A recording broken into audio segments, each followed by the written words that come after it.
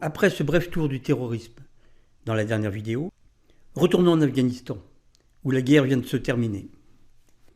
L'armée soviétique s'est retirée, laissant le pouvoir en place, sans défense. Il s'est alors trouvé confronté aux seigneurs de guerre, soutenus par les dollars et l'armement des États-Unis. En 1992, le commandant Massoud, un des seigneurs de guerre, entre victorieux dans Kaboul. Cependant, très rapidement, les seigneurs de guerre vont se déchirer pour le partage du pouvoir. Une guerre civile éclate, ravageant Kaboul, alors que cette ville avait été épargnée pendant l'invasion soviétique.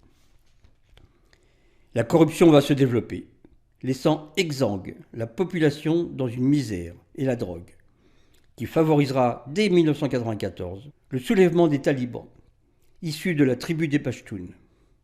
Ils vont ancrer leur lutte dans la population qui ne supportait plus cette élite qui ruinait le pays.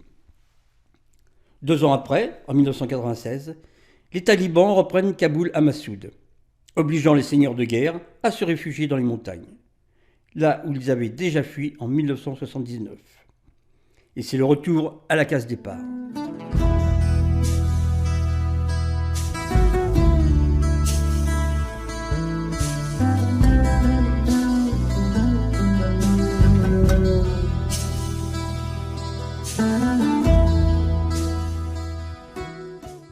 En Afghanistan, les Pashtuns sont majoritaires et dominent le pays politiquement, historiquement et culturellement. Ils représentent plus de 40% de la population afghane. Situés dans la partie sud, leur territoire frontalier avec le Pakistan représente environ 50% de la superficie du pays. Et pour rappel, cette frontière entre l'Afghanistan et le Pakistan avait été tracée en 1947. Lors de ce que l'on appelle la partition, c'est-à-dire la scission d'une partie de l'Inde pour former le Pakistan, et divisant par la même occasion le peuple pashtun en deux, une partie en Afghanistan et l'autre au Pakistan. Les Pashtuns sont musulmans hanafites, une des 4 écoles de l'islam sunnite. Et c'est de cette région que surgira les talibans, en pashto, les étudiants de la religion. Le pashto est la langue officielle de l'Afghanistan. Après une guerre civile contre les chefs de guerre corrompus, en 1996, les talibans prennent le pouvoir à Kaboul, capitale de l'Afghanistan. En 1997, Bush, alors gouverneur du Texas, favorise une réunion à Houston entre les dirigeants du local et une délégation de chefs talibans. L'objectif est de conclure un accord sur la construction d'un pipeline qui devra relier la mer Caspienne à la mer d'Oman, en passant par le Turkménistan, l'Afghanistan, le Pakistan, ouvrant ainsi l'accès à l'océan Indien. Il est donc nécessaire de le faire passer par la région des Pashtuns. En octobre 2000, Al-Qaïda commet un attentat sur l'USS Cole, le bateau de guerre américain amarré à Aden, au Yémen. Cet attentat tuera 17 marins et en blessera 50 autres. Et 2 mois après, en décembre 2000, George W. Bush est élu président des États-Unis. En mai 2001, bien que les talibans hébergent Ben Laden, l'administration Bush reçoit malgré tout un émissaire taliban pour améliorer l'image de son gouvernement. Comme quoi la mort des soldats américains ne pèse pas bien lourd face aux intérêts économiques des États-Unis. En effet, pour conclure l'accord sur la mise en place d'un pipeline qui devait traverser la région Pashtun, Bush avait besoin de redorer l'image des talibans, qui avait été ternie, et notamment avec la condition féminine.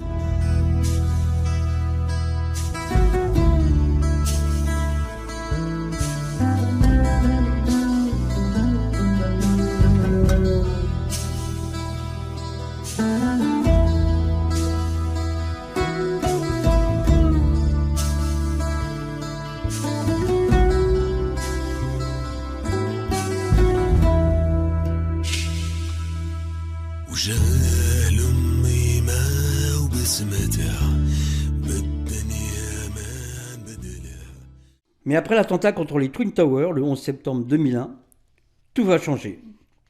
La guerre va prendre la place à la diplomatie.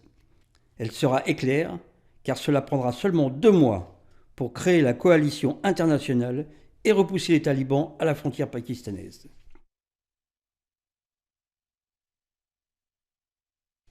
À la fin de l'intervention militaire américaine et de la coalition internationale en Afghanistan, en décembre 2001, les Américains mettent Hamid Karzai à la tête du pays. Un Pashtun, ancien conseiller du Neukal.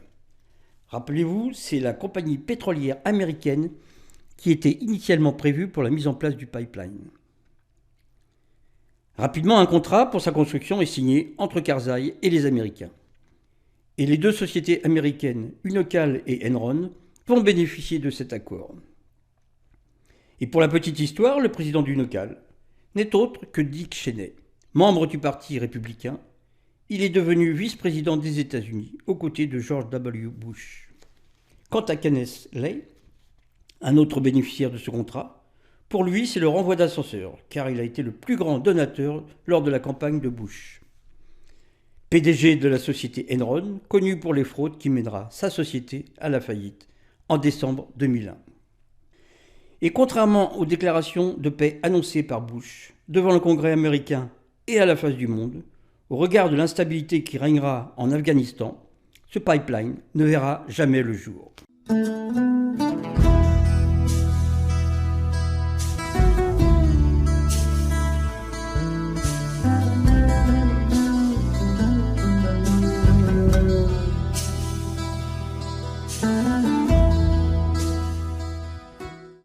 Mais revenons d'abord sur l'enchaînement des événements qui ont permis, en moins de 2 mois, d'organiser la coalition de plus d'une vingtaine de pays et de repousser les talibans à Kandahar. Le 11 septembre 2001 a lieu l'attentat des Twin Towers. Le 7 octobre 2001, la guerre contre l'Afghanistan est déclenchée. Les chefs de guerre qui avaient fui dans les montagnes sont financés et réarmés par les États-Unis et reviennent donc sur le devant de la scène, prenant leur revanche ainsi sur les talibans. La plus grosse armée du monde, la plus grande puissance économique du monde vient me voir et me demande « Qu'est-ce qu'on peut faire pour vous ?» C'est comme si d'un coup on se transformait tous en Spider-Man. Le 14 novembre 2001, l'Afghanistan est libéré et les talibans se réfugient à Kandahar. Début décembre 2001, à Bonn, se déroule une réunion de l'ONU avec les seigneurs de guerre pour mettre en place un gouvernement à Kaboul. Le 5 décembre 2001, l'accord entre tous les partis en présence est conclu. Tout le monde se félicite de la rapidité de cette conclusion. Et voici un avant-goût de ce que nous allons présenter dans la prochaine vidéo. Nous expliquerons comment les États-Unis ont manipulé le monde entier en amalgamant les talibans et Al-Qaïda, afin de ne pas perdre les apparences aux yeux de son peuple et à la face du monde. Le pire, c'est que tout cela a fonctionné. Tonight, the United States of America makes the following demands on the Taliban. Deliver to United States authorities all the leaders of Al-Qaeda who hide in your land.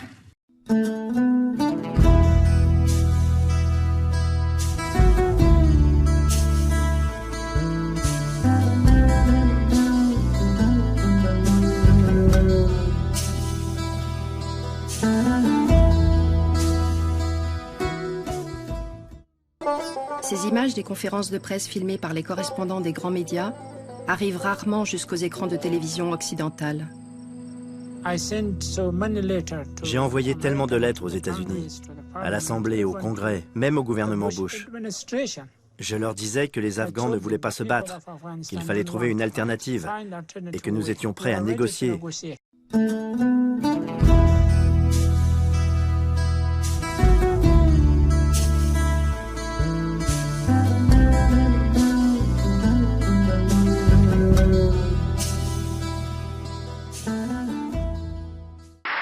Le moteur de la guerre est en place. Les États-Unis préviennent. Leur cause doit être celle de tous. Every nation in every region now has a decision to make. Either you are with us or you are with the terrorists.